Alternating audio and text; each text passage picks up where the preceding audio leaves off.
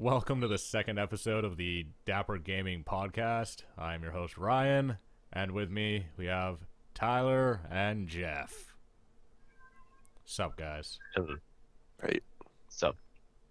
Don't get all quiet on me now. What the fuck's your problem, guys? God damn it. I'm going to whisper for the entire podcast. That way nobody can understand what I'm saying. We just talked about this! So, what have you guys been playing this week? I've only had a chance to play a little bit of The Witcher. Otherwise, I've been pretty busy dealing with school garbage. And I'm talking about the original Witcher, not The Witcher 2. And somehow I actually want to go back and play it, despite that combat system. And I'm not far enough to get like a sense of how good the story is or anything. But something's making me want to relaunch it.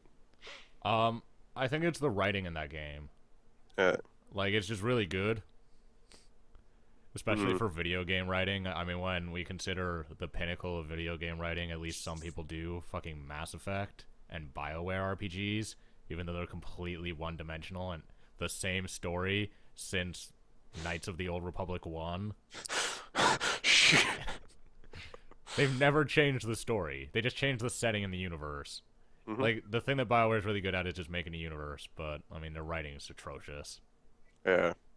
Well, they always manage to make definitely interesting games, but I don't know. They seem to hit a lot of topics in almost immature ways.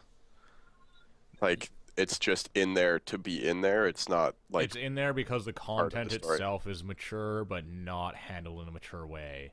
Yeah. Like, well, they add like romance and stuff, and it doesn't seem to be necessary or part of the plot or have any real effect on anything other than to be in there so that they can appear to be more mature.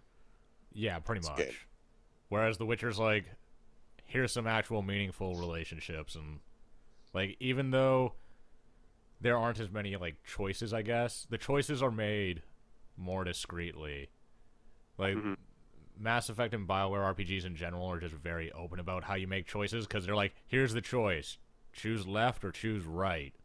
And you only get one. But Mass Effect's like, or I mean, The Witcher, like, you do a quest, you kill someone for that quest, and it's like, well, all these are like the repercussions of killing this person. Yeah. But you didn't And know like that optional before you side did it. quests? Is this like main quest or optional side quests? Both, sometimes. Okay. Like, you can't just romance everyone in that game. Well, you can, but I mean, like, there's like negative effects to having a romance, like taking every possible romance option. Well, or at least possibly It actually negative. affects more than just the last mission of the game, I'm assuming. Yeah, but I mean, even in BioWare RPGs, like, all your choices leading up to the last mission of the game don't affect the last mission of the game. It's just that last choice right at the end, because they let you flop around. Well, I think it was in number 2, it was like, if you've done each mission for your followers, they'll survive. Otherwise, they'll die.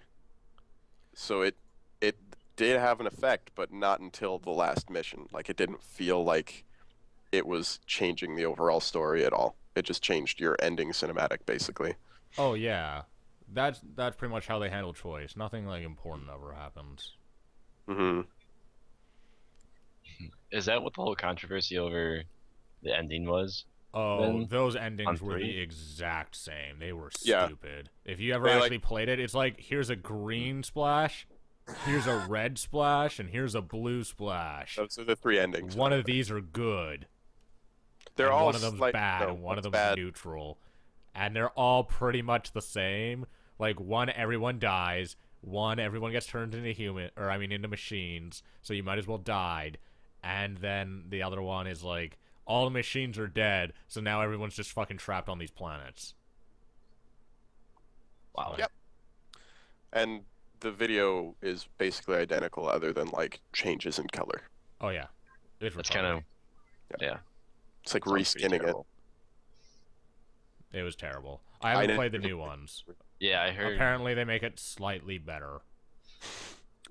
Slightly. It's my favorite. They had 2 different colors instead of 1. Pretty much. There's gradients.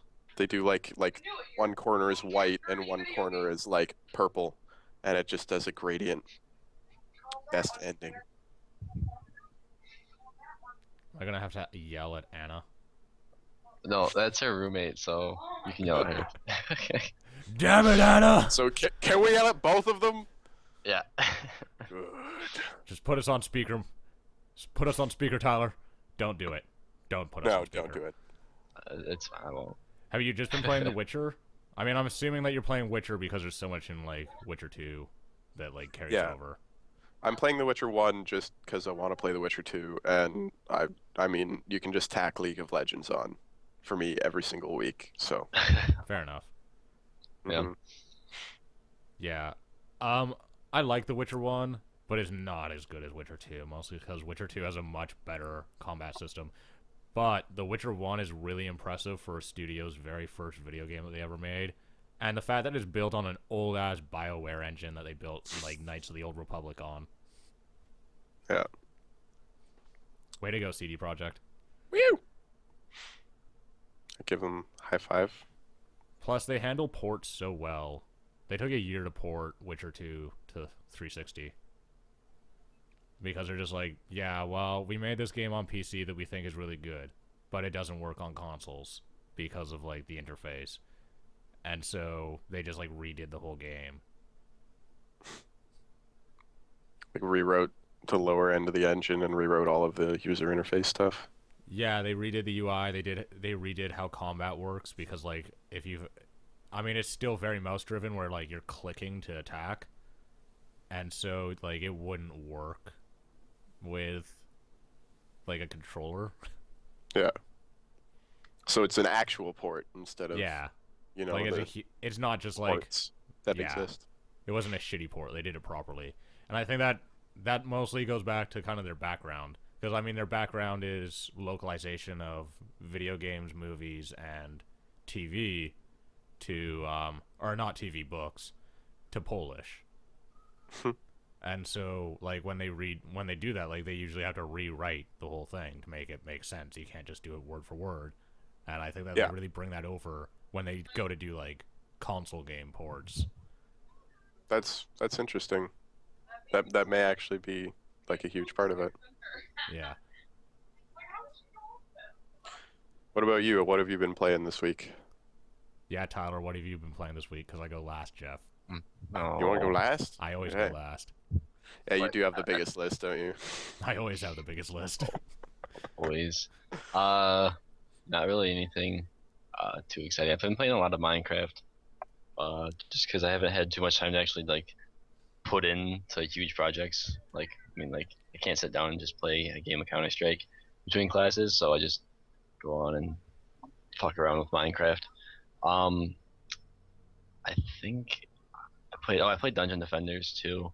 Kind of getting back into that, but it's still pretty grindy, like it always has been. So I'm not, I don't know, not too into it, but it's a good time waster. So, but other than that, nothing really. Yeah, I could never get into Dungeon Defenders. It's. Did you play with friends or by yourself? Both. I just don't like it. Okay.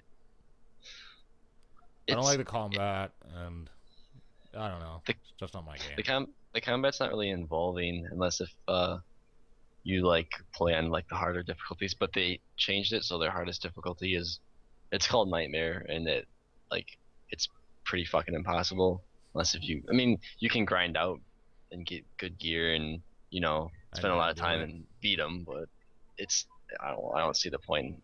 It's not worth it. I like to just play the new levels, beat them a couple times, and then call it good.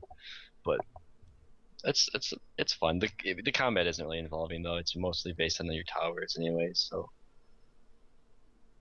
but it can be based on your player. But like, you have two skills, and you basically hold down your mouse button and fuck shit up.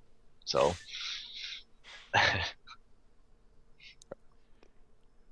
God, I've been playing a lot of games this week. That's something new. Yeah, I know, right? The guy who has literally nothing to do with his life but play video games and talk about video games sat around his house all week just playing video games. Mind-blowing. So, I've been really investing myself in Tekken Tag Tournament 2 because Tekken is just brutally hard, but it's the only thing any of my friends play is fighting games, even though I like Street Fighter more. So the reason why Tekken's so retardedly hard is how the combo system works. Well, not how the combo system works, but how the fighting system works. In Street Fighter, you have, like, light kick and heavy kick and light punch and heavy punch, like, bound to the A, Y, X, B. And in Tekken, you have left arm, left leg, right leg. That's Yeah. And you can walk, like, in a 3D plane. Yeah, you kind of like strafe though, don't you? You think You can like sidestep the guys so that you like dodge an attack, and then you can like attack him from the side if you like double tap. And so like there's these huge combos involving like not just jumping but double tapping like to strafe, and then to also like do a dodge back and then like roll forwards, and fucking crazy combos with like left, right, legs, kicks, punches. It's retarded. And the game is just so much harder than Street Fighter that I just don't understand how to like get good at it. And part of my problem though is also that Tekken works really well if you have a fight stick. I mean, obviously any fighting game works better with a fight stick, but Tekken is one of those games that doesn't work well without a very, very good gamepad. And the 360 pad and the Wii Pro controller and the Wii Classic controller aren't good enough gamepads to play Tekken with. Mostly because the buttons aren't very good. They like don't pick up. They don't pick up when you hit like X and Y at the same time to try to do throws and stuff and do throw counters. So hitting up combos where you hit 3 buttons at a time, they don't work the way that you would like them to work. There's too much delay. However, you know what controller works fucking fabulously? The DualShock, because that controller is just always got really good parts in it, even if I don't like the layout. So yeah, you can adjust the layout. It's not that bad, I think. Get used to it. Yeah. Yeah, I know. But I think like the DualShock's a really great gamepad. Too bad they're retiring it with the PS4 apparently. But Oh, really? yeah, they're gonna stop using it. It's gonna have it's rumored that the PS4 controller is going to have biometrics, like implemented in it, and have an LCD screen.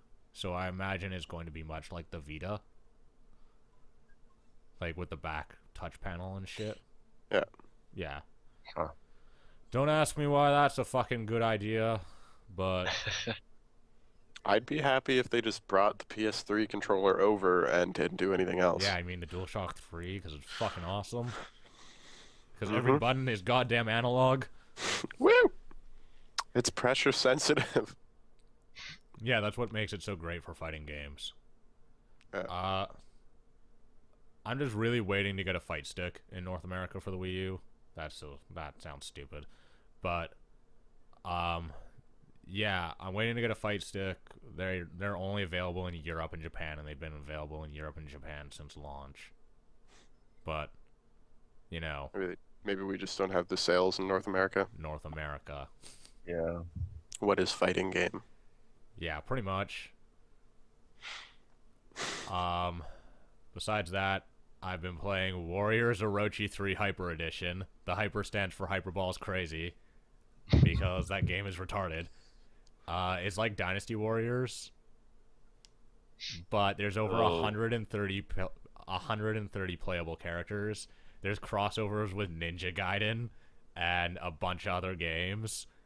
And the story for this game is that you're like in feudal Japan, and this Hydra, a magical Hydra, is wreaking terror, and so you have to travel back in time to like rescue your friends so that they can assist you in defeating the Hydra.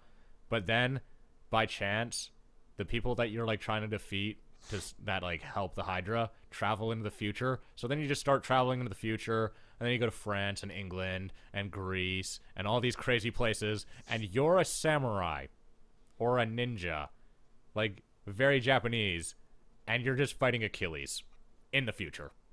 'Cause you know. What the fuck? Yeah. And then you So, save what Joan else of crazy Arc from is- demons, and you like go into future Tokyo and like stop the demons there, and then the Ninja Gaiden guy like helps you out. It's amazing. The game's it's bonkers. Sounds pretty hyper. Yeah, Jeff, you're gonna have to come over and play it with me. It's 2-player. It's amazing. Sounds a little bit terrifying. The game's awesome because like you just score like these huge hit combos and fucking like flames are everywhere and people get frozen into blocks and just like you knock up like 100 guys into the air and just like knock them all out. There's no blood in the game and there's no kills. It gives you like a KO count in the bottom corner, but like you'll do a 10-minute mission and your KO count will be like 2,000 people. Oh, okay. This sounds excellent. Yeah. I'm gonna have to play this. I don't think Okay, if you like swing your sword, you like get a 20-hit combo.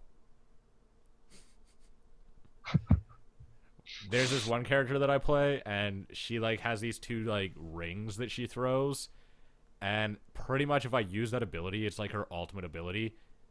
I score a 300-hit combo Every time, guaranteed. every time, pretty much. How many KOs do you get out of that? Like as many people as it hit, so like 50 or 60. Because they like get stuck in the rings and like get hit like 9 times, even though they're like KO'd after 1 hit. Oh my Because they're like God. stuck in the air. So it just chains like this huge combo. I think like my highest combo in that game right now is like 3,700. God, that's insane. Yeah, it's insane. Game's just bonkers. If you own a Wii U, get Warriors Orochi 3 Hyper Edition. If you own a PS3, then yeah, I think you can get Warriors Orochi 3, and the only difference is that the Hyper Edition just comes with all the DLC and more characters. Because you need more than 100. Yeah, like you go and travel through time to like rescue all these people to like help you fight the Hydra. But everyone that you rescue is playable. That's pretty cool. Yeah. That sounds really fun, actually. It's awesome. And like sometimes people will die when you like do the mission the first time, but then in the future you'll find out like that they got injured or that like the demon army had this weapon and that's what killed them. And so then you can like go back and travel in time to before you did the battle the first time and like stop the thing that killed that person and then redo the battle and like save them. I really want to play this now. Yeah, you're gonna have to come over and play with me, Jeff. This sounds excellent. It's retarded. I have no clue what's going on. And I really appreciate that they didn't hire North American voice actors when they did the localization. They just subtitled the whole game. Oh, nice. And so, like, you'll have, like, Achilles, like, yelling in Japanese. Yeah. It's actually kind of shocking. Or, well, not... It doesn't feel right having, like, Joan of Arc yell in fucking Japanese in, like, a Japanese woman's voice. Doesn't even look white. Like her skin's white, but her face is all anime. You know. Very Japanese game. It's awesome though. I'm loving that shit. What else you been playing? Witcher 2. I'm almost on to chapter 3. So Is it 5 or 7? I think it's 5. I pretty much beat like a chapter a week. That's like how I'm rolling through that game right now. Because I have to beat it. I can't keep suggesting it to people if I haven't beaten the game.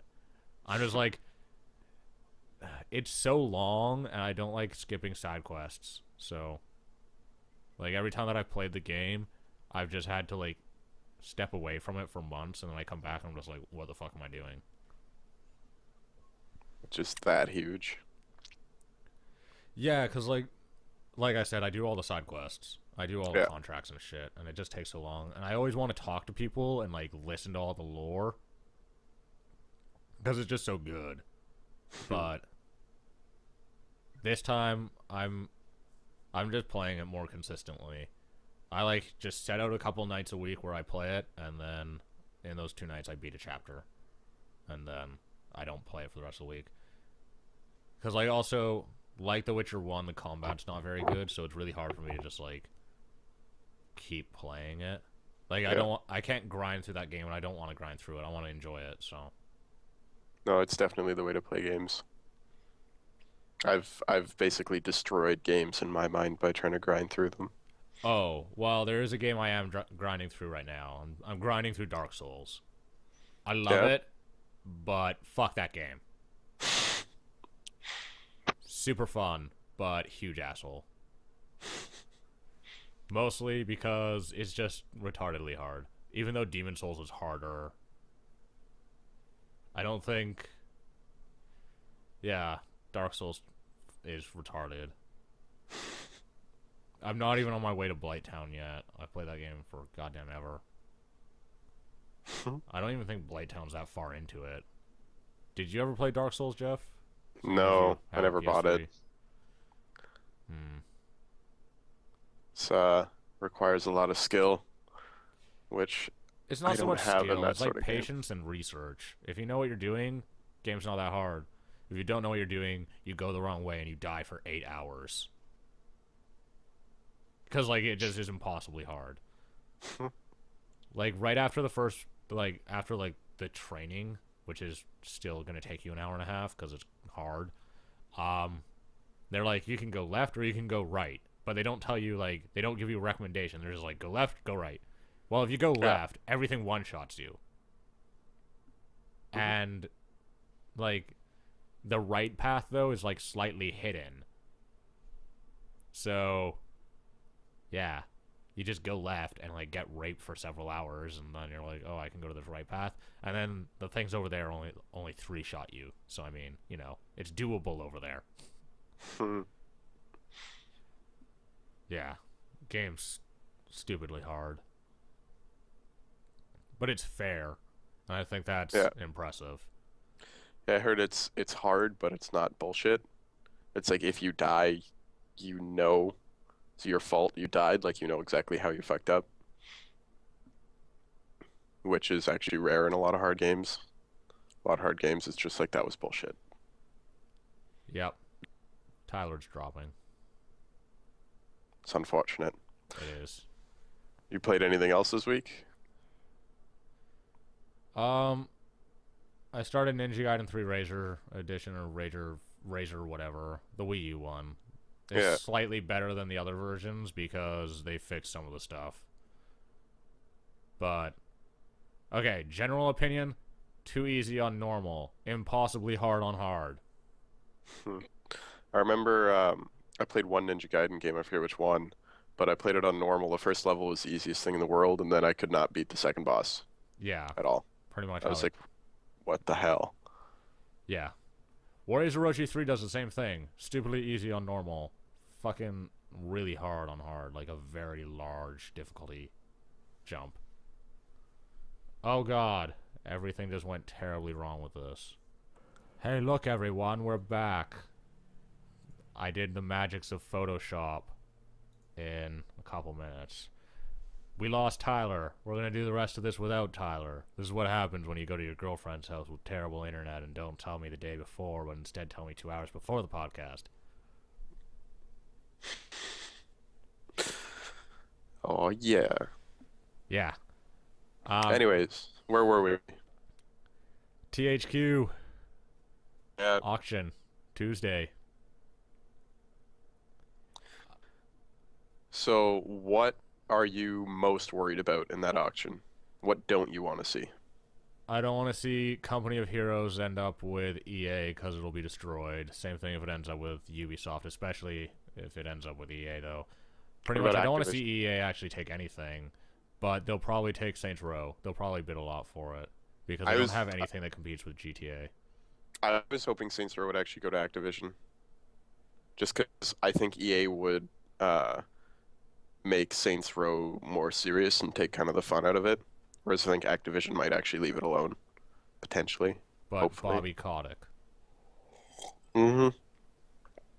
Terrible human being, but he might actually, you know, leave the game alone, which would be nice. Yeah, we'll just get it every single year for 4 years until no one ever wants to see it again, and then we'll never see a Saints Row game after that. Hmm. Or they'll just take the IP, take it away from the company that made it, which is actually what's most likely to happen, cannibalize them, and make all the devs go bankrupt like they did with Prototype 2. Hey. Prototype 2. I pretty much don't want Activision or EA to end up with anything. Hopefully they don't, because they scare me. What Well, they about don't Ubisoft? scare me, but Ubisoft will just cover it in DRM. It'll be terrible. They've reduced their DRM stuff a lot recently, haven't they? Yeah, but now they make you use Uplay, which is like Steam. Oh. It's fucking stupid. Can I use Steam instead? Well, you can buy the game on Steam and it's in Steam, but then when you launch the game, it also launches Uplay. And then you launch the game through Uplay. I just want Steam. Which is like a very irritating thing. I bought Anno 2070 even though it has that, but I mean, I don't like it. I love the game. It's an amazing game, but like all these publishers want to try to compete with Steam and make a digital distribution platform for PC that does all the same stuff, but none of them are big enough to fucking do it like Steam. And the I don't reason why even it want works on them. Steam is because like everyone's They games have are on there. everything. Yeah. Yeah. And it's And starting to... Steam, the best part about Steam is they're not abusing their monopoly. Which, like, why do you need to create your own if the person who currently does it all isn't abusing it? They have some rules regarding DLC distribution. You can't put a game on Steam unless you distribute your DLC through Steam as well. Which is why EA has Origin. Because they wanted to make all their money on DLC and, like, take 100% of that cut. Yeah. I still like Steam. If I produced a game, I would probably end up just going through Steam for everything. Yeah. It's hard to get on Steam. The process is stupid and arbitrary. It's like that with everyone, though. Oh, I know. Like, last night I Particularly. watched Indie Game the movie. Yeah. And, like, people were just bashing their heads trying to, against walls, basically, like, why isn't Microsoft doing what they told me they were going to do? Yep. Like, what do you mean you did it 3 days after I told you to, or you said you would? What the fuck? But Are you back to THQ though? Are you worried at all about some of their other IPs like Red Faction or Darksiders or Warhammer? okay, I want to see who gets the Warhammer 40k stuff, and I want to see them do something interesting with it, because THQ hasn't really done much with it. Yeah. Like, I mean, they've done lots of Warhammer 40k games, but they haven't done anything recently with it. They were going to make that Space Marine fucking MMO, but it didn't work out because they didn't have the money, obviously. Yeah. And as far as Darksiders go, I want to see it obviously stay with Vigil, because Vigil make a very excellent Zelda game, and the Darksiders series is really good. Yeah. I think it's better than most Zelda games. So Hmm. And then I guess the new Company of Heroes and the new Metro and the new South Park they're game coming out because they're are all too far coming out. along. But what do you think about afterwards? I mean, obviously people could buy that IP and just make all that money off of what those sales are going to be, but Yeah. I don't want to see any games that, like, Company of Heroes is a very excellent game, and it has a lot... How do I explain this? The mechanics are really good, and it definitely appeals to a very niche market, and one of the things that I really love about THQ is that they make games for, like, people who... They make a game for a section of people.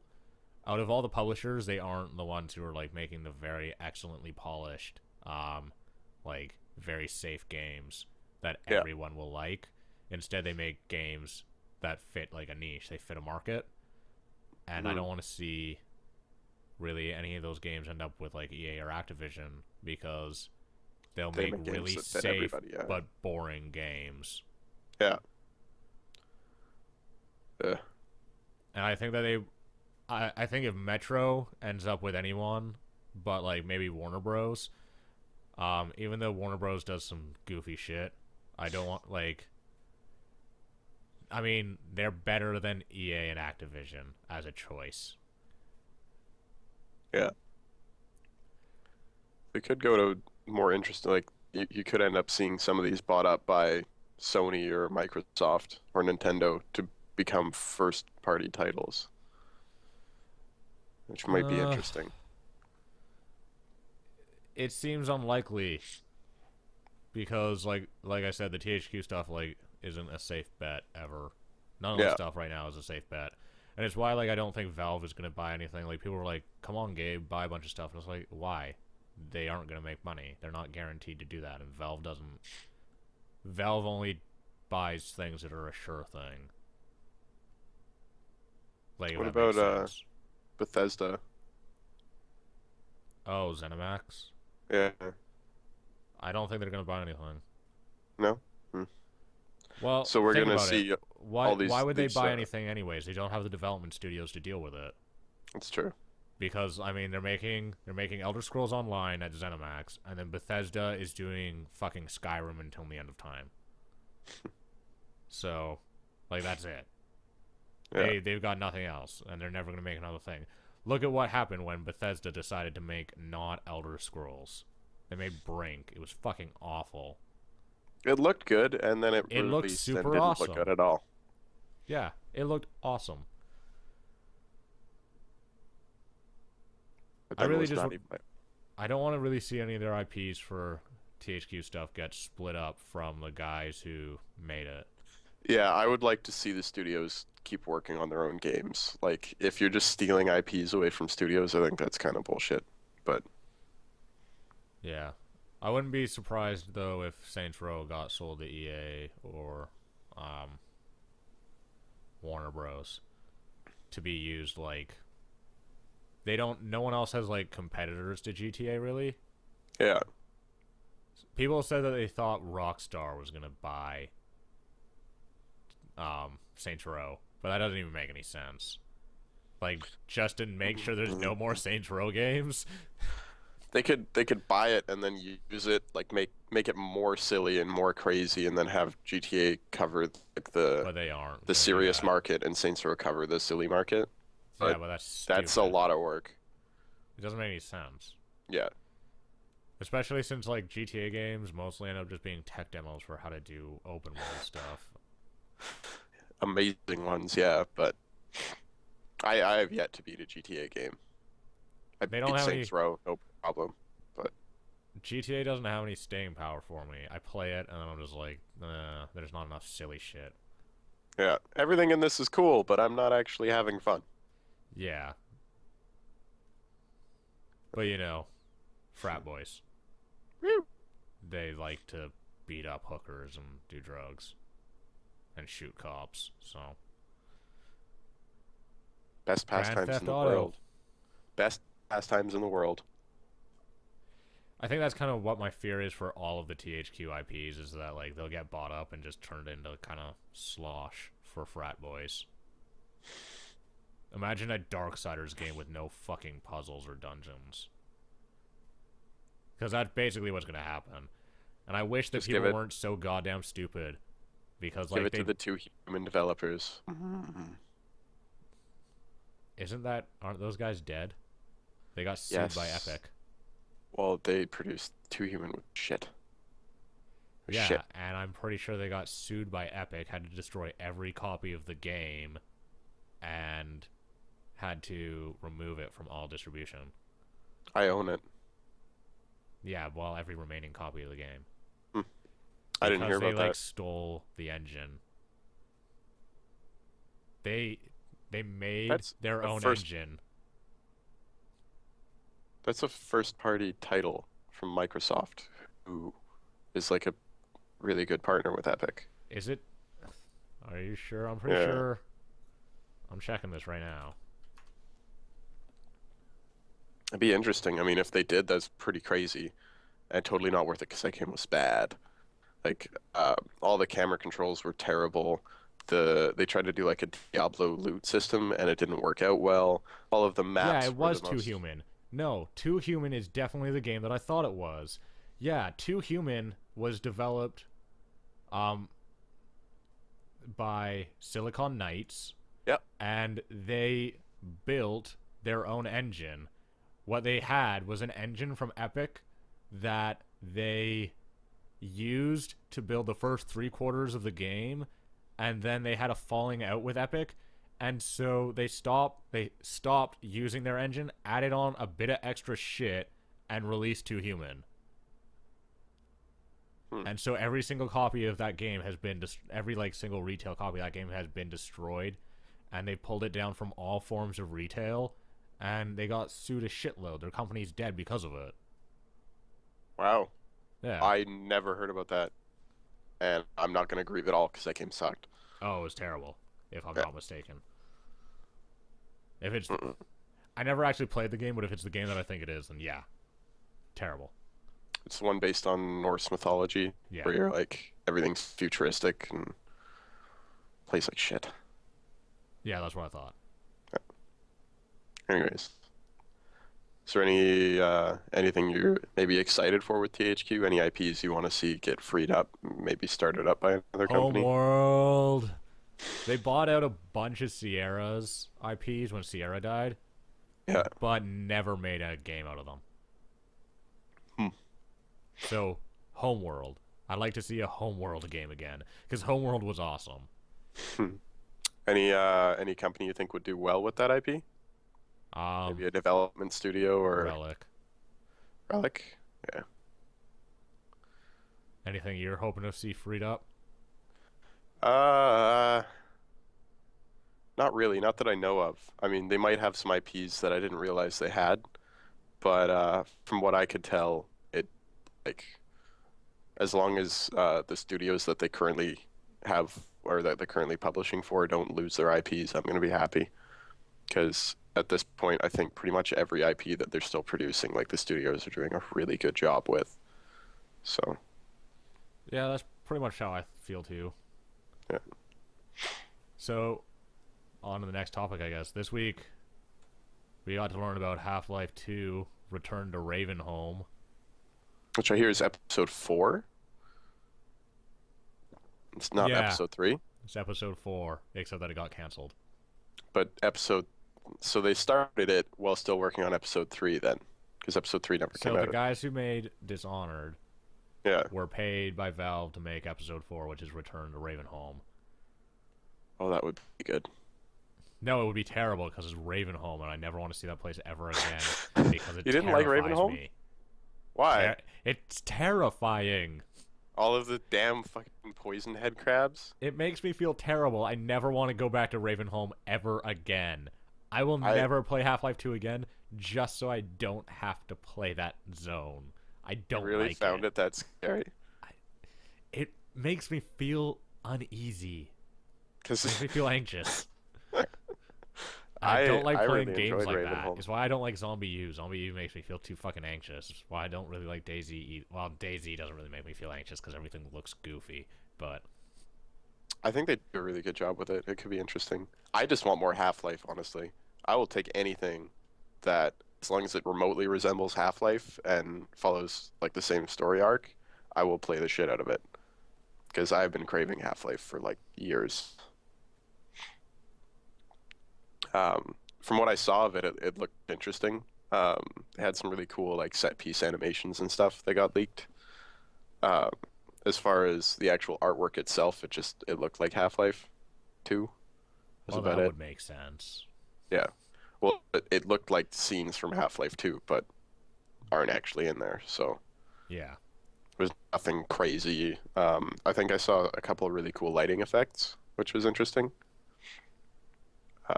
But other than that, yeah, it just looked like Half-Life 2. Yeah, I'm just not hugely into Ravenholm. I do not like that place. Too much crazy screaming zombie action. Yeah. Also, Head crabs. I actually really like that they can't, like, the reason why they canceled it. They're like, yeah, we canceled it because there's too many zombie games. And I was like, Maybe. yep, pretty much. Because, like, the whole world right now is just tied up on zombies. Yeah. Like, you got DayZ, you got Zombie U, you got War Z, which isn't really the name for that game anymore because they're not allowed to trademark it or copyright it because it infringes on both DayZ and World War Z, and then you've got like just all these zombie games. I mean, you got Left 4 Dead, Left 4 Dead 2. Yeah. I will say though that the zombies in Half-Life are quite a bit different. Oh, they Like, are, but I mean, it would feel like a zombie game yeah. nonetheless. If the whole thing was just, surviving Ravenholm, like zombies everywhere and that's it, yeah, it wouldn't work out well. But I could see Yeah. them doing something like bringing in like the military to clear out Ravenholm while you're in there, and then all of a sudden like there's this whole military fighting the zombies, getting affected by the zombies, and like a bunch of shenanigans going on. Could make it Ugh, interesting. still wouldn't want to do it. I No? just don't like I don't like Ravenholm. Doesn't make me feel happy. Doesn't make me feel good. I figured they'd go a different direction anyways. I didn't think you'd see Ravenholm anymore. Um, Yeah, it was never that interesting in the first place. It just, fuck, you just hated it. Everyone's like, "Fuck that place, man." Shit was fucking crazy. It was so Yeah, difficult. well, that's because it is. But It was fun. I liked it. I thought it was a really good change of pace. oh, it was, and it I definitely just, needed to be there. But I still hate yeah. it. You wouldn't want to play a full game in Ravenholm. No. No, I wouldn't either. Which is why I'm thinking like you have to change it up. It has to do something interesting. Can't just be zombies the whole time. You want to move on to the next topic, which kind of more directly affects you and I, seeing as this is kind of shit that we want to do, except not Yeah. necessarily on iOS, mostly because of this stupid shit. Yeah, let's move on. Apple's views on iOS games. Woo! Don't make anything serious. No, don't make anything serious, and we really don't care about gaming. Yeah, pretty much. They're like, if you want to have sex in your game, make a medical app. If you want to like have anything political, well, that's too dangerous. That's not video games. Video games aren't political. You can't put political video games on here. Stop that. Video games can't be serious. No. The only way they can be serious is if they're professional. That's it. You can't have like video games covering serious issues on Apple. But I think their reasoning, I mean, first of all, they've never been interested in video games ever. They Like, had a console. they thought about it. No, they actually did release one. It has 12 games. Sweet. Yeah. Steve Jobs was never interested in video games. Oh, I know. He wanted to steer the company clear of that. But of course, I mean, you have to have games on your phone. If the iPhone did not have any games on it, I'm sure their market share would be like halved easily. Yeah, but I think the issue is that they think that games can't kind of be serious. The thing is that games can be serious. It's just AAA games can't be serious because they can't actually approach a topic in a meaningful manner. Yeah. The majority Because of if they games approached a aren't game serious. like this goes back to like THQ's games versus like EA's games. Even though THQ does the exact same thing, but like not to the extent that EA or Activision does. When you develop a game, if you're EA or Activision, you have to sell that thing to hundreds of millions of people. You're Yeah. not selling that thing to hundreds of thousands of people. So you can't make something very niche. It has to be very soft, very bubbly. It has to work for everyone. It can't have sharp corners. It can't have edges. It can't be dangerous. And so, like, you can, in games, especially indie games, if you look at indie games, or if you even look at The Witcher, for example, because that game's marketed to a very specific niche, and that niche is role-playing players, like people who like fantasy role-playing. It's not like Skyrim, where it's marketed to, like, fucking drunk frat boys. Like, that's what Skyrim was marketed towards. And it's just always constantly with, like, let's market towards 12-year-olds and, like, bro gamers. Not Yeah. not like... Well, the majority of the audience is, people who are just flaking off at our age and younger kids in high school. Like, the vast majority of gamers, where you see the huge gaming market, is like 13 to 18, right? Probably actually like 10 to 18. No, that's not true, because they do research into this stuff, and the average age of gamers consistently rises. It's actually supposed to Oh, be... of course it is. It's, like, currently it's 23 to 32 or something like that. Really? It's like the average age. Yeah, it's like the range of 20s to like very early 30s. Well, and I is think like the average age. It's not 13-year-olds. I think you'd have to look then at demographics of like how much money is coming in from these individual like age groups, demographics, that sort of thing. Okay, well, teenagers don't buy their own games. No, they don't. So no But money they comes buy from a lot them. more games. That's Like not true. when I talk to older gamers, all I hear is, I wish I had more time for games. Like I have a stack of games from 3 years ago that I still have to play, right? So they have to narrow down their purchases and how much they're playing. Whereas these kids who have, 6 hours a day free that Yeah, they're but playing they're video all games. mono gamers. They don't play different games. They just play the That's same true. games. They That play that is Halo the and way it's going COD. right now. That is the way it's going right now. It's true. Like you can't get them to play something new. You can't be like, this game's way better. You should try this because like these are all the improvements it has. And they're just like, well, there's too much depth in these mechanics, so fuck it. They're like, is it COD? You're like, no, of course not. And they go gay. Go back to their running around with a knife and stabbing people. You can't in make something multiplayer. challenging, and that's one of the things about like Yeah. all the EA and Activision games is that there's nothing challenging about them. They're super safe, and I think Apple has the exact same view. They don't want to like make anyone mad. They're afraid of people for no reason though, because you can For make every a political reason. game. You can make a Look at- political game as an indie though, and you can Yes, of like course you can. approach it in a very meaningful manner and do something good. Like you could actually have a message there and really explain it well and approach the content in like Yep. a real way, not like EA or Activision would ever do, But then- because they can't have a real message in their games. If an indie developer releases a title, there's no risk to the publisher. Like, it's just a risk to the indie studio. And the indie studio, bad publicity on the or for the indie studio is good publicity.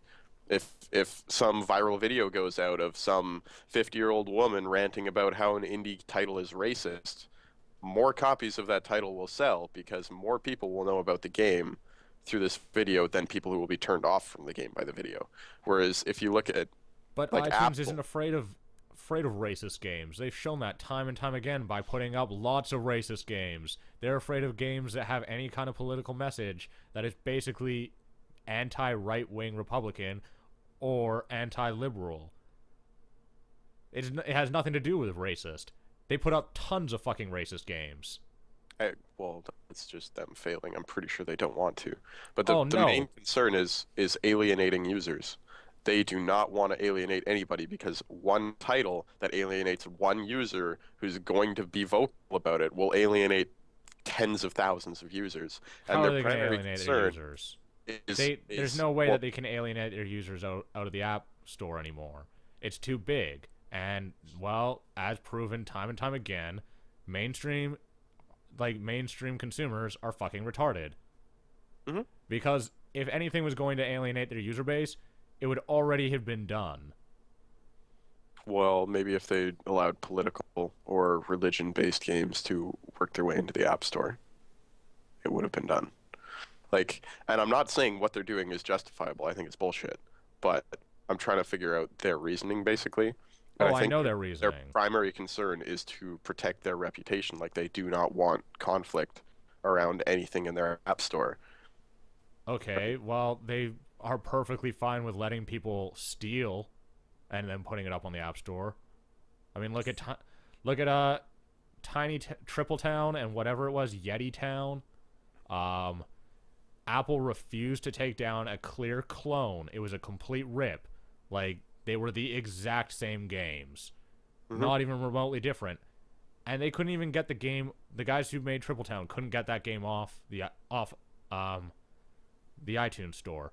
Instead, they had to sue the developers because Apple wouldn't do shit. Same thing with the guys who made Dream. And Is how it negatively Dream did that Tower affect when Apple? Zynga ripped off another developer and Yep. stole Tiny Tower? It's like Dream Heights and Tiny Tower, I think. And Zynga completely stole that exact same goddamn game. Apple didn't say shit about that. Well, look at the repercussions to Apple from that. Are there any? For taking No. it down. It For makes it a taking it safer down or development leaving it up? environment. It would promote people actually trying to make things for Apple. Do they care? Yeah, because they make them money. Lots of money. They make money from the shittiest apps. Oh, I know. But they would make more if they created a good development environment. You'd think so, but honestly, I don't see that as a primary business concern for them. Like, I don't know. It's if you posted up a very politically oriented game, and then somebody who's heard by millions and millions of people goes on and says, "This is totally against our ideals. This is bullshit. None of you should buy this." You've suddenly, like, they could easily alienate tons of their followers from even using Apple products, right? Whereas if you have I somebody don't who think uploads Apple's. phoneware, I don't think Apple Apple isn't really I just open think to it's that. Is the thing. Like, that's not an issue for them because the Apple ecosystem's so goddamn closed that once you're in it, you don't get out. I could get out of it tomorrow morning. Why? By going and buying a new phone? Mhm. You're gonna just drop $800 on a new phone? Oh yeah. You can't just get out of it. Once you have an iPhone, like, you're stuck to the iTunes store. It's not like Android when there's 4 friggin' stores that you can buy from. And look how open the Android store is. You can put anything on there, and they don't have a problem with it. Well, it's not that Google doesn't have a problem with it. It's that, like, they're not afraid of it. And so when you have something that's supposed to be the biggest mobile market, like in North America and in the Western world, then why are you afraid of someone expressing themselves in a meaningful manner? Especially when they allow books that talk about the content. It's not that they don't offer political content on iTunes, like on the iTunes store. It's that they just don't want it in game form. So the way I think about it and the way I see it is I believe if you put a book up there and somebody reads this book and goes, "What the hell?" and takes huge offense to this book, they're not going to rip on iTunes for selling the book. They're going to rip on the author. Whereas with a video game, when people play the video games, it's not the studio's fault, it's the publisher's fault, and Apple is the publisher, right? So they're going to rip on Apple. And then I think with Google, on the other hand, I think Android, for some reason, I don't think Google.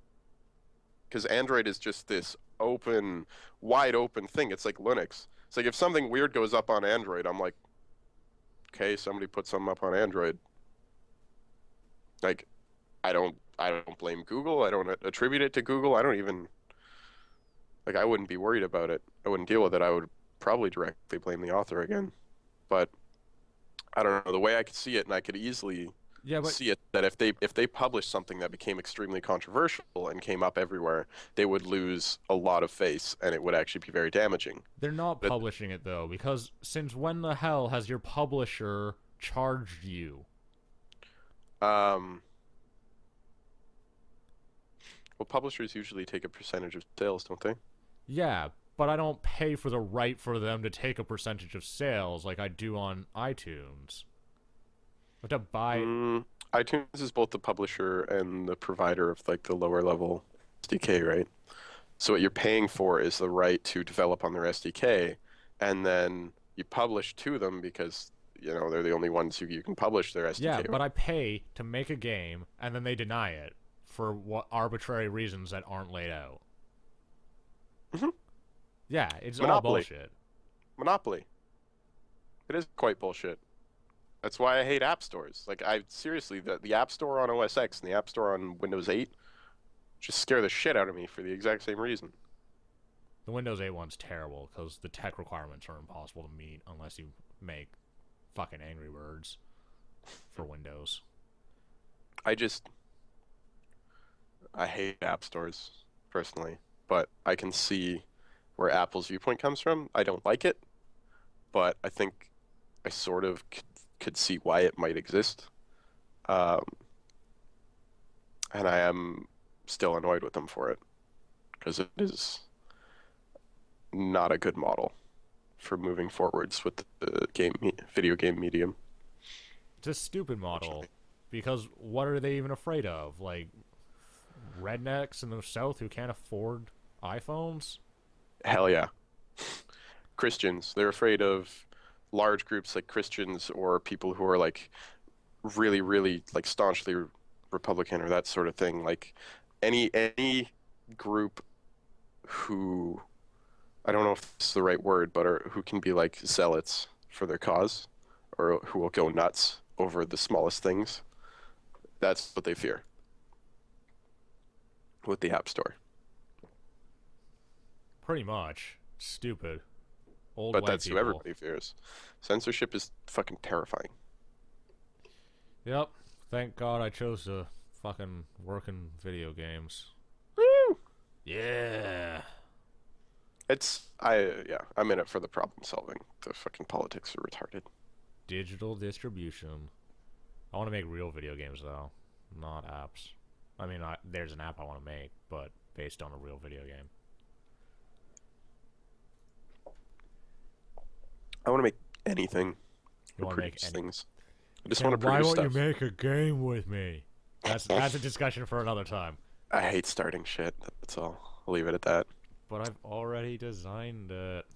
It's not. It's the lower level shit. Just it hurts my brain, and it's so annoying to design. It's not fun.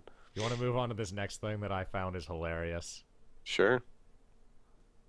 Deep Silver's Dead Island Riptide Zombie Bait Edition.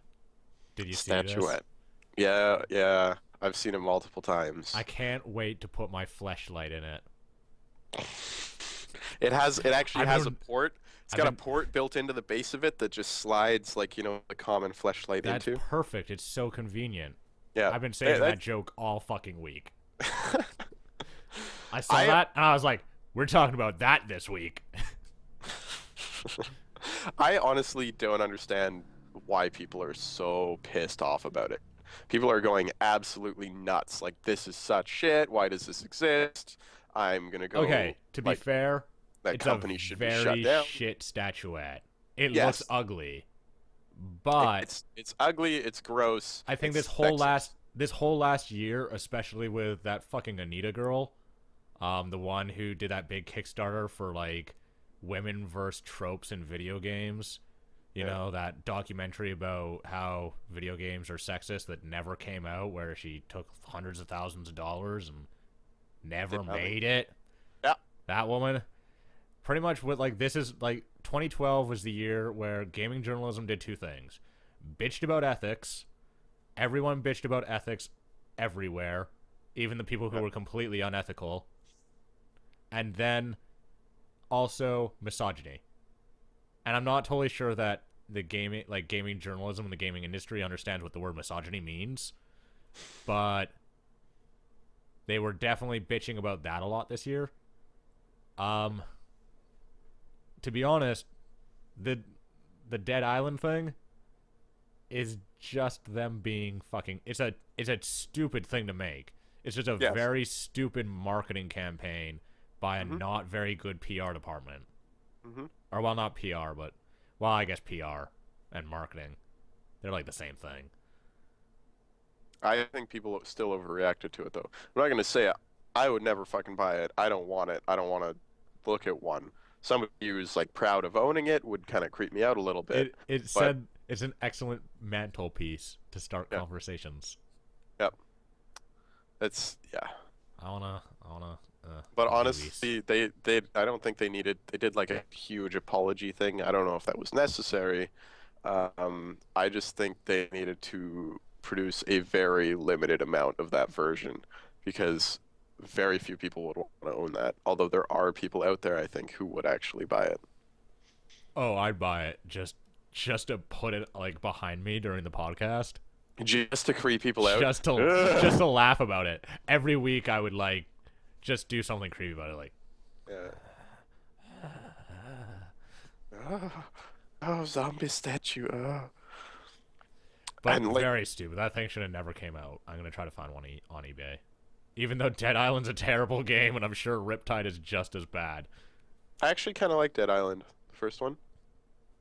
it m- only fun with friends. Yeah. You played it with Lonnie, right? Lonnie and Brent, yeah. Yeah. So I was the only person who had it on PC, so I played it by myself. It was terrible.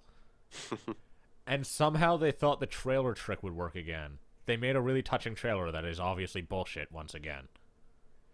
It's like two people trapped inside of a boat, and they're like, "I love you," and then they like light a lighter and the boat explodes. And there's like all these zombies trying to eat them. And I'm like, but that's not Dead Island. Dead Island is you hitting things in the head with an oar. You get a hunk of wood or a crowbar, and you beat the shit out of zombies. Pretty much. And then you level up. Zombies You better at beating that zombies up were with a crowbar. once attractive bikini-clad women. Mhm. Yeah. Some of them are, they're either attractive bikini-clad women or gross, overweight men and women who are comical. And then the dudes who are just like giants. Mm-hmm. Those are things. No, it was a dumb marketing campaign, but I seriously think there was a bit of an overreaction to it. Oh, hugely. It's not that bad. What was the next thing? Ah, yeah. The Cyberpunk 2077 trailer. Yeah. Personal responsibility. Personal responsibility. Nice. Yeah. So you know what we're doing next week, right? We're playing Cyberpunk 2020. Oh, God. Pen and paper at my house. Let's do it. Oh, God. I have yet to play a pen and paper RPG. And then just play that song in the background for fucking the whole night. The whole... Or the He-Man song. Hey. I can't do it. I can't do it. I can't even listen to that once through anymore. Really? Hmm. Sometimes when I stream, I still play that song for fucking the whole stream. I thought the trailer was interesting. I didn't know really anything about the game or who was developing. It's like hardly a trailer, it's a teaser. Yeah, it was a teaser. But it seemed really interesting and really cool. The art looked cool. The world looked like really fleshed out and interesting. And I've done some reading up on it and realized who the actual developers were. And it seems, actually, I'm getting more and more excited for it the more I find out about it. Yeah, because I want to see CD Projekt Red make a game that has pen and paper, attributes. I think there's a really, really good chance that they will do an amazing job with it. Yeah, and it's going to have a stat system. Mm-hmm. So, makes it more of an RPG than any major AAA released RPG of the last 5 years. Yay! Especially since Mass Effect 2 and 3 are barely RPGs at all. I mean, I wouldn't They're call action them RPGs. games. They're action With games. storylines that you can make decisions on that don't really affect them. Yeah. Like, Darksiders 2 is more of a fucking RPG than Mass Effect 3. Because there's a stat system with gear that you upgrade and change the stats on. Dead Space. More of an RPG than Mass Effect. Linear shooter, but there's a stat system that you upgrade your gear with. Oh my god, I'm sorry. There's something we might, if we have the time, we might talk about it related to Dead Space. Right. By the way, opening crates, those guys totally know how to do it, because kicking's fucking fun. Oh, did you miss? Kick again! Fucking assholes. It's a goddamn crate. Why can't I just open it? Even the obnoxious ass Zelda cinematics better than the goddamn kicking shit trying to open it. I think the other thing I liked about Cyberpunk 2077 was that it was 100% true to its basis, right? Like, anybody who enjoyed the pen and paper game saw that trailer and was just like, holy shit, I recognize everything in that. Yeah. February 5th. I know, right? Witcher 3. I'm excited.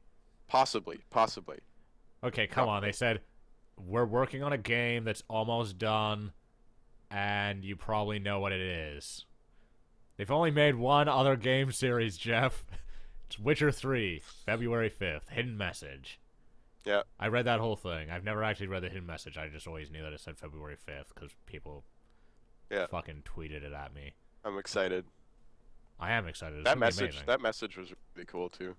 Yeah. They do really interesting things when they do teasers and stuff, and they've done it like more than just this one time. So. And have you seen the infographic as well that they released? Kind Uh, of talking about one of the background story elements, I guess. yeah, I know you posted that, right? That Yeah. infographic. I didn't read the whole thing. I read the left half. It's basically talking about this technology that they have that allows you to experience a piece of somebody's life as if you were them in memory. So like you plug it in and you just live through that moment that was recorded. And it's this big thing in the game because it's like being, one guy says it's like being a peeping Tom, because you're basically experiencing somebody else's life through their eyes instead of going out and living yourself. And another guy's saying it's more real than life. You can do things that aren't possible for you to do, and it's a way for you to do anything you want to for cheap, basically.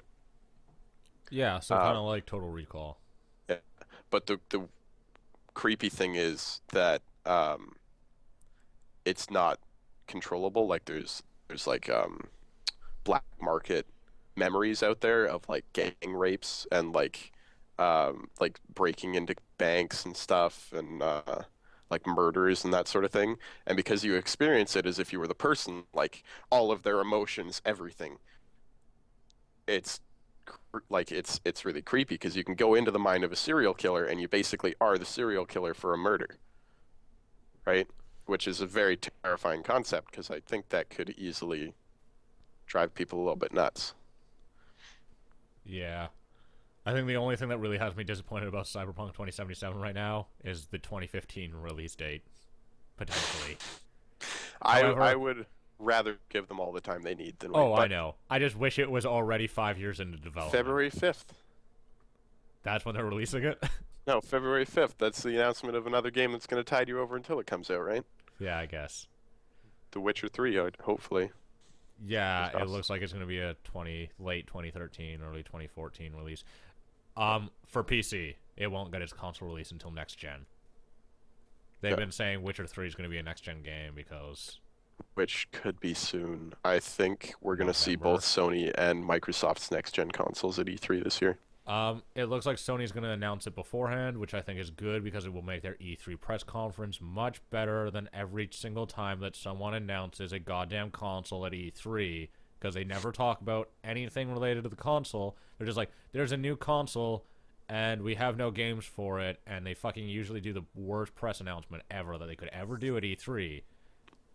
You want to know what you're supposed to do? And I think it's what Sony's doing this year, because they've said that they're probably going to do it, is you announce the console before you actually go and like do your thing, and then at E3 you announce the release lineup.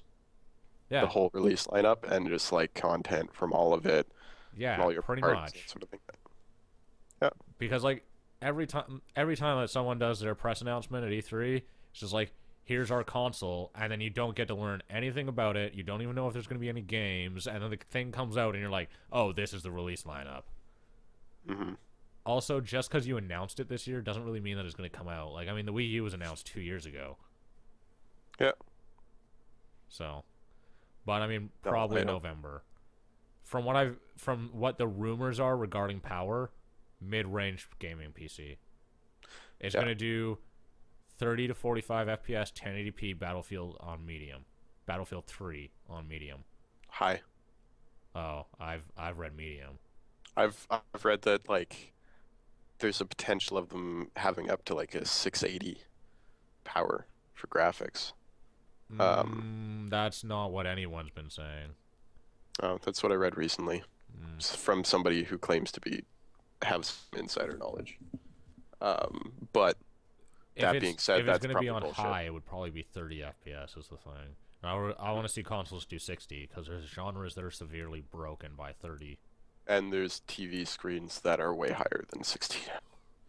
Yeah, but the thing about TV screens that they do their specifications differently than monitors. Monitors, the refresh rate is the input that they take, not the output. TVs, it's the output, not the input. TVs are usually 30 for input. Even high-end 1080p, like 60-inch TVs, are usually 30 FPS inputs. Yeah. But you buy a monitor, and it's 120, because it advertised itself as a 120 hertz monitor because it takes 120 frames a second as an input. Your TV advertised itself as 240, but it takes 30 in and spreads it over 240. Oh, yeah. So what the fuck's the point? And all those 240 hertz ones, they do that like interpolation where they interpolate it over 8. Like they interpolate one frame into 8. Yeah. It's just like, this is terrible. They always look fucking weird. I always turn that off because it doesn't look right. Because it ruins the motion blur that you get out of like natural film. Yeah. I don't know how it looks with video games because I don't game on a 240 hertz TV. My TV is 60 I don't hertz. game on a TV, so.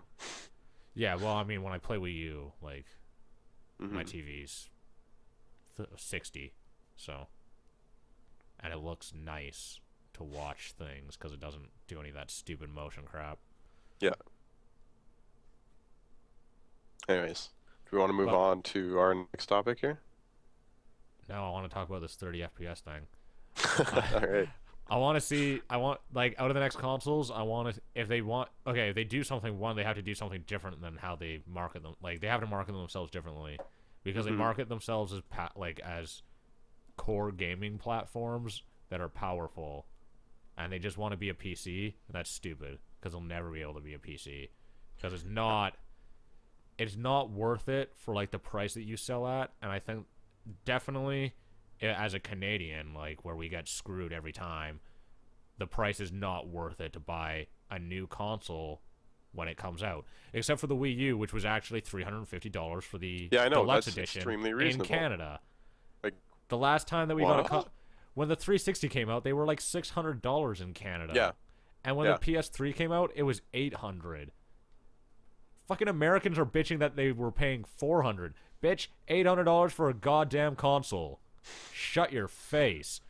So, like, there's no way. And the thing about, like, Microsoft and Sony, I'm pretty sure even though the American dollar is less than the Canadian dollar, they'll still do that shit. So if they're going to sell me something for $800, it better be fucking more powerful than an $800 PC. But it's they're not producing all the parts, so it should be cheaper to produce it. Yeah. And it's not going to be fucking more powerful than an $800 PC. So they got to go the Wii U route, where they make something actually interesting to fucking use that the PC can't do. I'm thinking the next Xbox will probably have another iteration on the Kinect. Yeah, likely. Which kind of sucks. Don't like that because I have no idea what the PlayStation's going to do. No idea. We briefly mentioned that controller. It's supposed to have an LCD and biometrics. Yeah.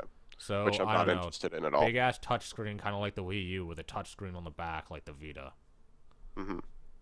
But you know what? I think that's stupid. I'm buying a Steam box. If I get a aren't. console. You got a beast of a PC. Shut your mouth. I know, but The if I get a PC's like- console, if I get a console, it'll be a Steam box. Yeah, but it's not really a console. Why would you buy a console to play more Valve games? That doesn't make any Because sense. I Damn want it. more Valve games. Actually, if the Steambox thing works out the way like that I'm hoping it does, like it comes out and it works really well, and local co-op becomes a more frequent thing on PC, I'm really glad my office is set up the way it is. Just run an HDMI cable from my PC to the Giant TV. TV, like inches from your computer. Just. Hi TV, how are you? You doing good? Jeff's TV's somewhere else. I can see it. I can't reach it. Your TV room at your parents' place was retarded. Just like, especially when you had the two big ass TVs. I had a wall of TVs. Yeah, just two big screen CRTs. Actually, they weren't CRTs. They were LCDs with DLPs, right? Yeah. Where they had like the LCD screen but with a real backlight. Well, they were LCD projection, so the LCD screen was actually like down and small, and a backlight projected through it so that it would hit a mirror and reflect onto the screen. Yeah, so they're like a big, DLP beefy TV things, but they were like light as all hell. Like you could carry them by yourself, even though they were gigantic. Yeah. A couple weeks ago, I had to move a fucking big screen CRT TV. Fuck my life. It was only 600 pounds. Me and one other person moving it. Ooh. Screw you, Sony. Why are TVs so goddamn heavy? I had to move a Piece of giant junk. wooden one. The only way to move it was to rip it open and to pull all of the like CRT tubes out, so that the weight was just the screen and like the wooden frame, and that was still like It was- 400 pounds. Yeah, it's retarded. I couldn't do that shit. Never again. Thank God for LCD screens. Thank God for flat screen TVs. Woo! Dude, no, the CRT that I moved was flat. Flat just refers to the fucking being flat on the front. Oh, sorry, I meant thin. My bad. So, let's move on to this last topic.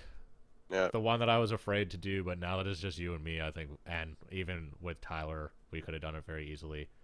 Mm. Yeah, this is definitely something I would not talk about on the podcast if I was doing it with guests, because it would be not fucking fun. So, this is kind of an all-around talk about video games and violence, but very specifically focused on video games and not the political part regarding the White House researching video game violence. Like, that's the main topic, if that makes sense. Like, we can talk about that regarding video games and not talk about the politics part. Yeah. I don't want to talk about that part. I don't know enough about American politics to really get into that part. I know enough, I just don't want to get more death threats. I got enough of those. I don't even say anything controversial, I'm just an asshole, apparently, with no taste in video games. They're pretty good video games. So, Anyways. obviously, since Newtown, like, there's been the huge video game controversy regarding violence, I guess, in video games. Yeah. Only really in Western media. Mhm. Because, well, Japanese and Korean people don't shoot up their schools. But Woo! fucking, you know, StarCraft 2 breeds killers. Totally.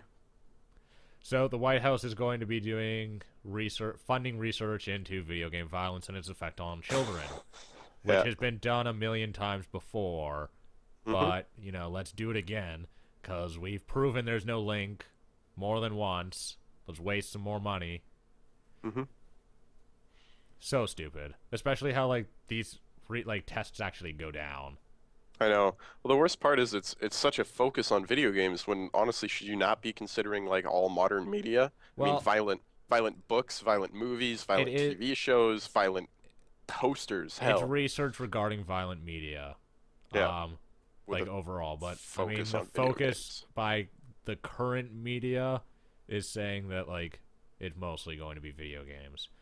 And that it's very obviously why, because you look at who owns like news networks and then you look at Yeah. what else they own.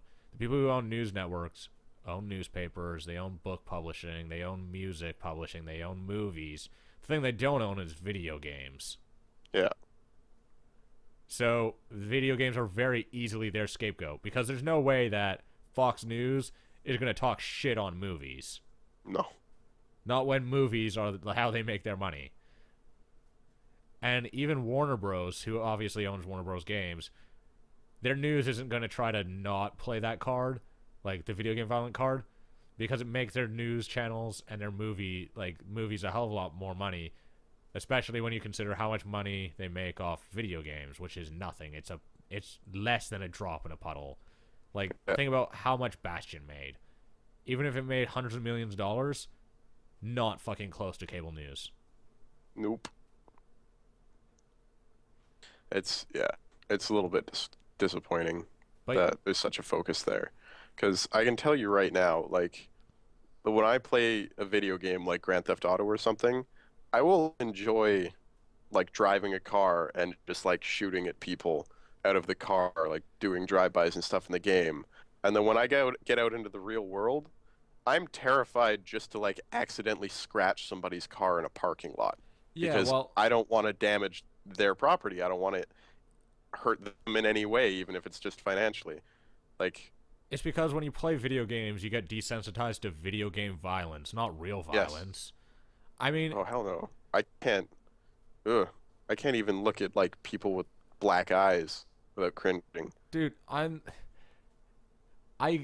okay, so something I've never really said ever on my channel or any of my videos, but I've done karate my whole life since I was 5. I compete in contact karate on a world level, like on an international level. I've gone to world championships for it, and I wrestle and box, and I've competed as a kickboxer a lot of times, and I do judo, and I compete in MMA, and I've had a lot of fights, and I can get in there and I can fight someone, but the second I'm out, I can't even look at blood or without like cringing, sometimes even puking. Like, I beat people up for money in a fucking cage, and I still can't get in a street fight without feeling terrible about it. I can't watch people get in a street fight without like cringing because it's gross. But I can do that shit to someone in a cage. And it's because you get desensitized to the activity that you're doing, not to real violence. There's a huge goddamn difference. Mm-hmm. And there's danger too in real violence. Like, you're worried like somebody could actually die when you're fighting in the cage. I mean, somebody can actually die, but they reduce it as much as physically possible, right? And then in a video game, it's not possible. You can't kill somebody playing in a video game. Yeah, pretty much. I mean, the only people who have these problems are like the very mentally disturbed. Yeah.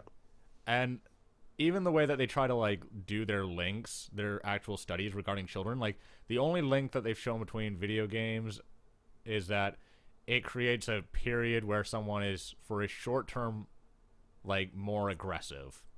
Yeah. And that makes perfect sense because they're doing something competitive. Yeah. Because like, online video games are competitive.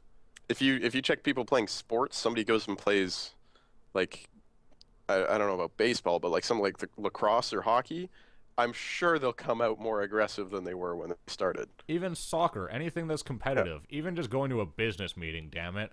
Like anything where you're doing something competitive, it makes you more aggressive because you're competing. Yeah. So like the idea that you're more aggressive after playing a competitive video game online makes perfect sense. But it's not video games' fault. It's just because it's competitive. It's how people are. And even like the actual like method of study is stupid. Like, here, blow an air horn and let go of it when you want to. Okay, now play some video games for a couple hours. Now blow the air horn. Oh, you held it down for another second. Fucking, you're more aggressive. Is that actually how they do it? Yes. I need to face palm for a second here. It's That's the actual like method of like testing that they used to show that video games make children more aggressive for a short period of time. That's silliness. Playing tag makes them more aggressive for a short period of time. Yeah, I know. Some fucking 4-year-old pushed me over the other day. Not actually. But tried to? No, didn't even try to. I don't leave my house. Where would I run into a 4-year-old? But yeah, I mean, like, it's a huge goddamn joke. It's such a waste of money. Yeah. Especially when like you look at Biden's like proposals on how to curb gun violence in the United States. Nothing about video games. Mm-hmm. It's about gun control and like the health system, specifically mental health. And obvious, but no one wants to talk about that shit. Because video game, scapegoat, point at it. Scapegoat. Exactly. Yeah. No, I just... Ugh. And the worst part is, like, everybody who says video games cause people to be more violent are people who don't play video games. Oh, yeah, I know. All the accusers do not play video games. Anybody who plays video games goes, no, it's bullshit. Obviously, it doesn't make any sense. Why would it make you more violent? Yeah, anybody. I mean, even if you look at...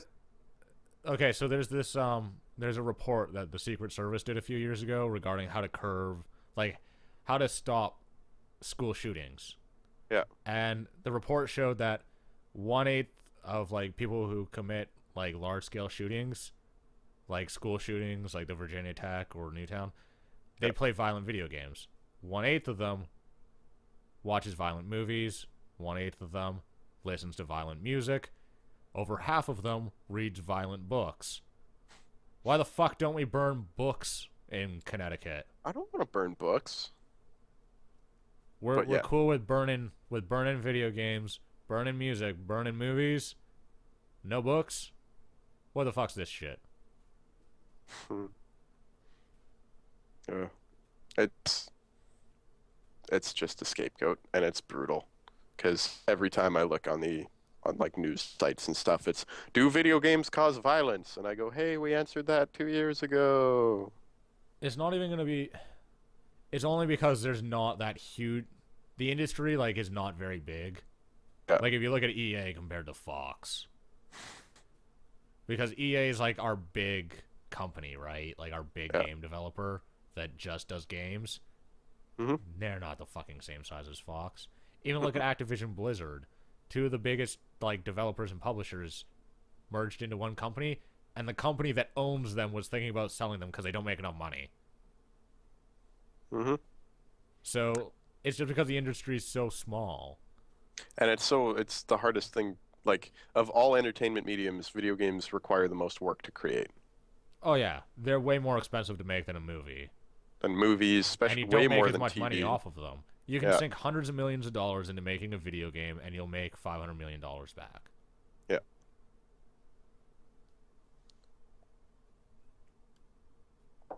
It's just a way harder industry to keep afloat. And it's one of the few that like has real issues with piracy and distribution. Mm-hmm.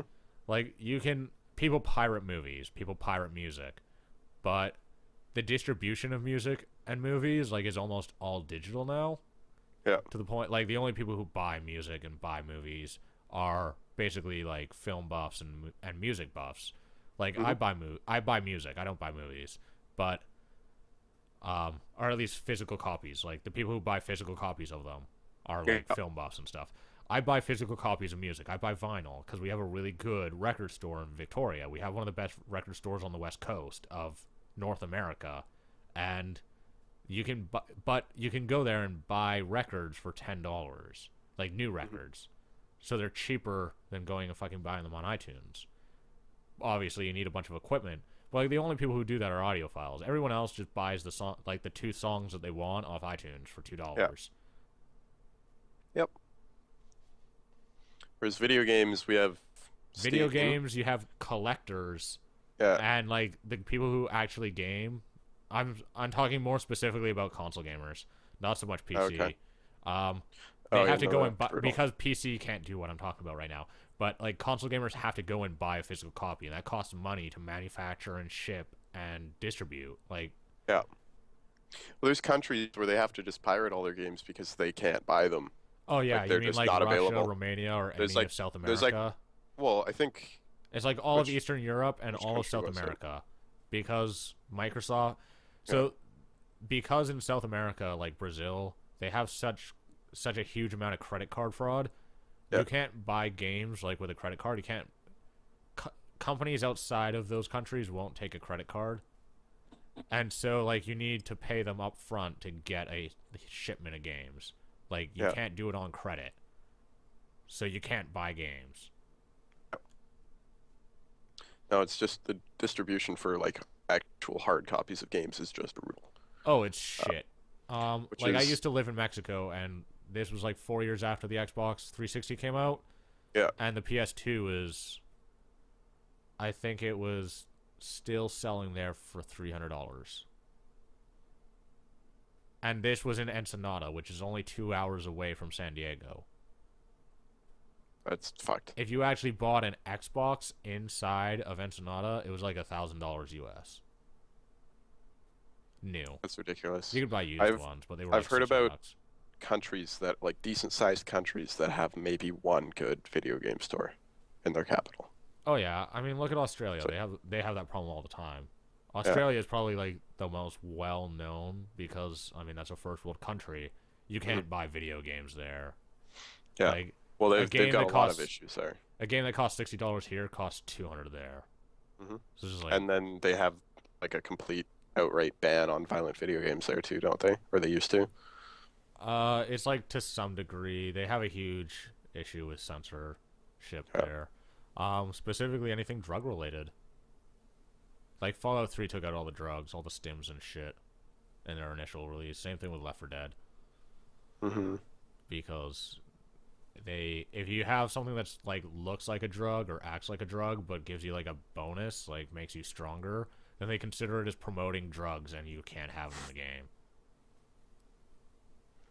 Because, it's not like there's things that we could take that would make us, say, have higher levels of adrenaline or reduce the pain that we are having from wounds or headaches or anything like that. It's not like those drugs exist in real life. So, Yeah, I well, mean, you shouldn't be putting that in video games. fucking, that's what Australia and Germany do. I thought I'd throw Germany in there because they do that shit all the time too. Yeah, but nobody hears about it. Oh no, they hear about it. I just didn't mention it the first time. I don't hear about Germany nearly as much as I hear about Australia. Yeah, because games in Germany still cost the same amount as they do everywhere else in the world. The cost for games in Australia is astounding.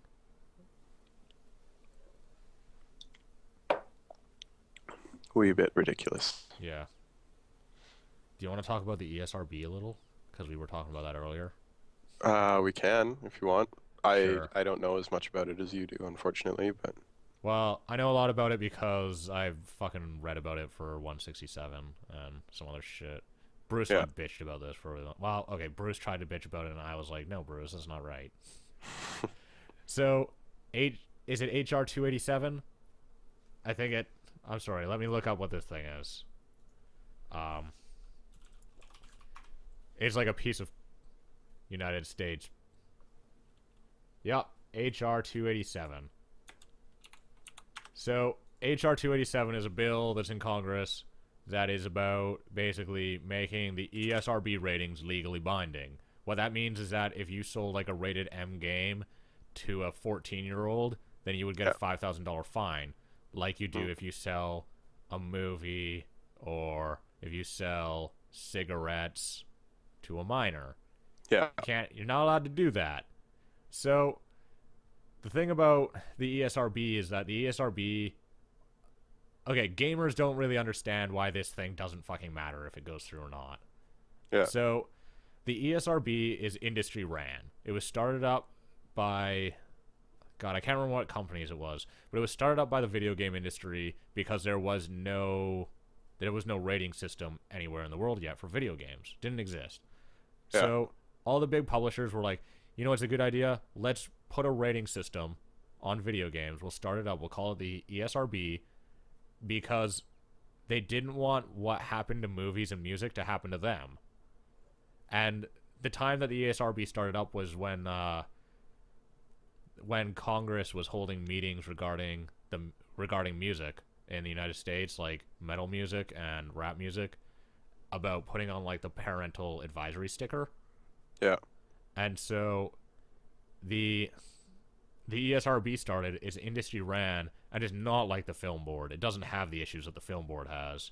The film board in the US is the people who seem to rate movies is very disproportionate. It's supposed to be like that they get a random sample of people to watch movies, but there seems to be an awful lot of Christian preachers and Catholic priests watching movies. And so like you get a lot of things. I think a perfect example is Blue Valentine. It's a movie that had Ryan Gosling in it, and it was rated R because it had one sex scene between a married couple where they depicted sex as not a nice thing. It was like a married couple that was like getting a divorce, their marriage was falling apart, and the sex wasn't graphic. It just wasn't. They didn't love each other, and therefore the movie got an R rating. But you can't, when you like submit a movie to the film board, they don't tell you exactly what's wrong with it. Unlike the ESRB, where like there's a very set amount of guides, like you can only have this much violence, and like, or well, not you can only have this much violence. That's something stupid that movies does, but like violence can only be this graphic before it becomes like this rating. And the ESRB, it doesn't have priests and preachers rating your video games. It's all within the industry. It's devs and artists and people who work in the industry rate rate your games, and the industry funds the ESRB. That's why the ESRB can do things like offer a free online application to get an ESRB rating for indie developers, where you don't actually have to go in and go to any meetings. You just send them your game and fill out a survey, and they give you a rating, and it's free. Movies don't do that. Music doesn't do that. But video games are free to get your rating on. So like this whole the ESRB kills indies thing is BS, because it doesn't matter. You can get an ESRB rating for free. Yeah. It takes no time. There's barely a waiting list. As someone who's actually looked through how you do it, you fill out a survey, and then they're just like, okay, well, if you didn't lie to us, your game's a T. That sounds a lot more reasonable. It's super reasonable. The ESRB is a very perfectly fine thing. It's a lot better than PEGI, or, well, I'm not saying it's better than PEGI because I don't have any experience with PEGI, but, like, it's not government ran, unlike PEGI, Yeah.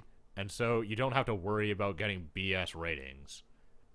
And even though, like, the rest of the world doesn't really have problems with their rating boards, at least except for, like, maybe Australia and Germany, but, like, the UK doesn't really have issues with their rating boards. They seem to fall perfectly in line with, like, how Canada rates their films, and they generally give the same rating to video games as what the ESRB gives.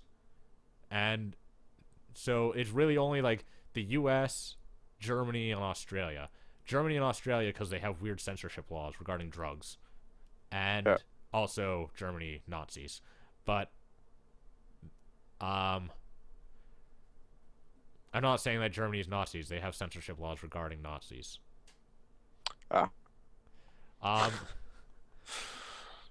But, like, the U.S. is really the only one that has issues related to, like, conservative America basically running all the film boards, like, all the rating boards. But the ESRB isn't government ran, so it doesn't have that issue.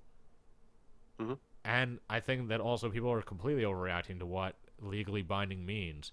It's a U.S. law. It means if I wanted to sell games inside the U.S., I have to get an ESRB rating.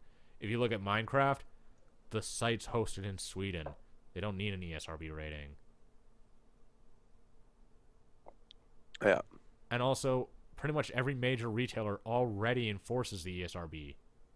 GameStop doesn't sell fucking 17 rated or M rated games to 16-year-olds.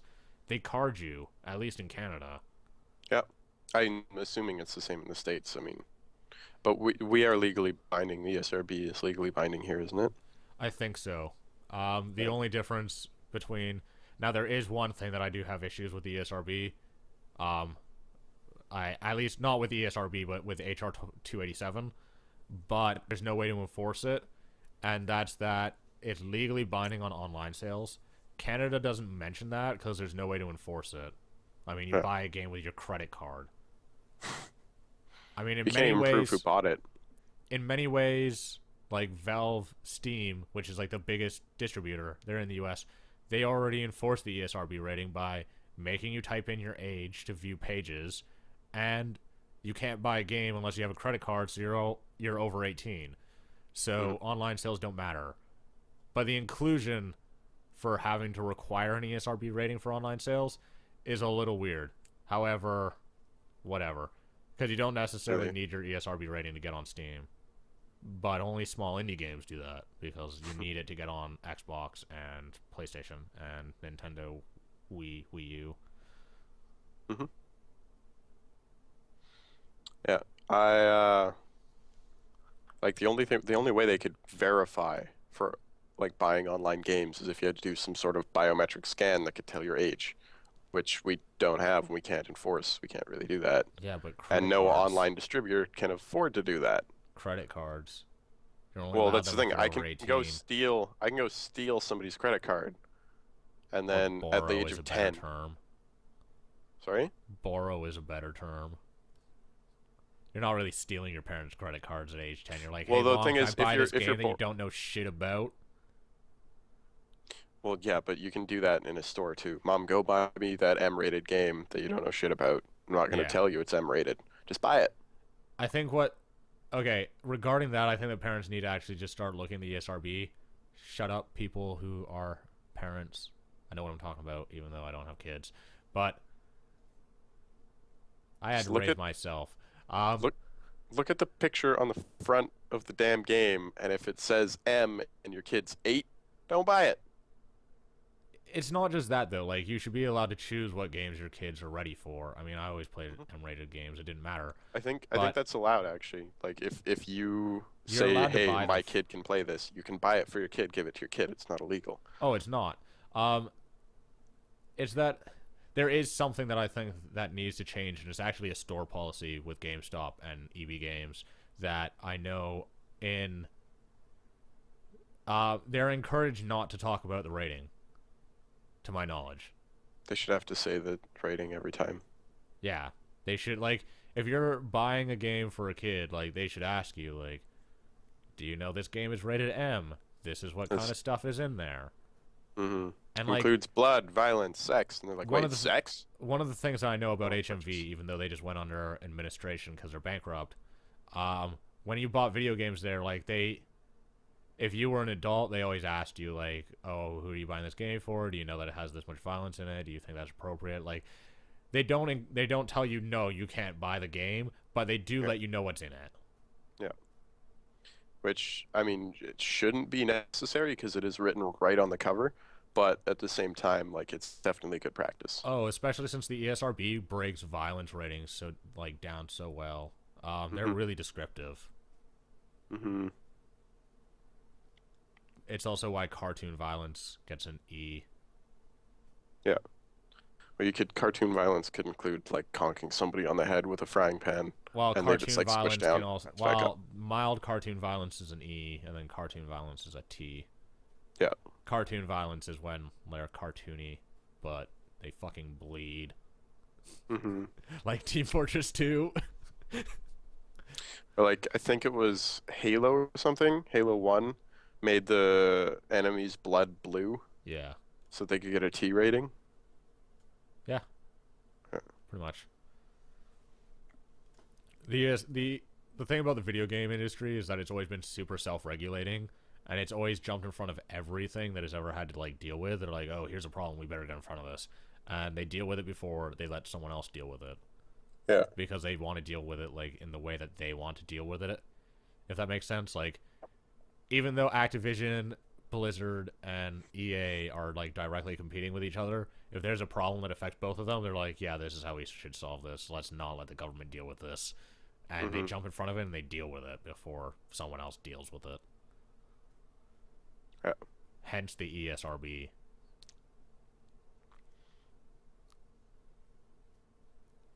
Yeah. I think that's Definitely it. We're going to wrap up. Yeah.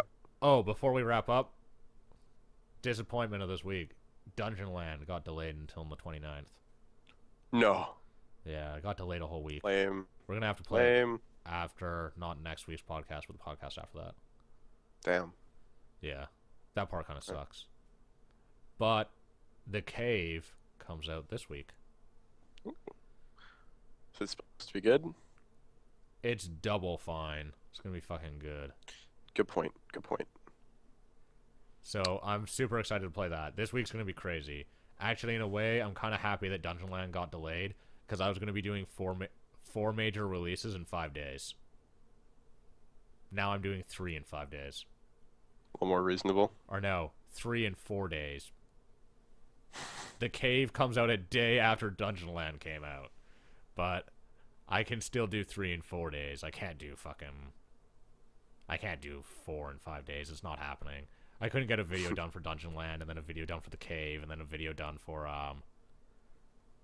Path of Exile, because that goes into open beta, and then DMC for PC, which will be better than the console version because it will run in 60 FPS and therefore accept my goddamn commands correctly. Because Spectacle Fighters don't work in 30 FPS, hence why everyone bitched that DMC was going to be 30 FPS. Every other DMC game was 60. I honestly don't think games should ever run at 30 FPS. I hate it now. They don't Can't stand work.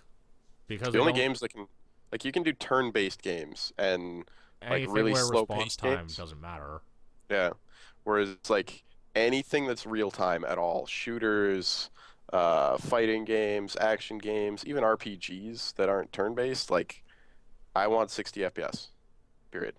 Oh yeah, I know. Anything that like has a reaction time base is important. I mean, Skyrim gets away with being in 30 FPS because the combat's fucking dead easy and simple and shitty. I play it on Pull computer. PC, I get 60. Yeah, I know. I'm just saying, like, it would work on console because hit the trigger. Oh shit, that guy died in one hit. Hit the trigger, that guy died too. Oh look, he hit me. Did one like 100th of my health. Game's easy. Yeah, a little bit. It's kind of shitty. I don't like that game. It's bad. I do. But Okay, I like that game because that's there's just just lots of shit to do, but like there's no Yeah. depth to it. None of it's particularly good. None of the story is very rich. It's just like dragons, look, dragons, play with dragons. I like dragons. Yep, pretty much. And with that, we will wrap up this week's episode of the Dapper Gaming Podcast with technical difficulties galore. Woo! Thanks, guys. I hope that we did our radio voices okay tonight, and we'll see you next week. Stop waving, Jeff. It's weird. No.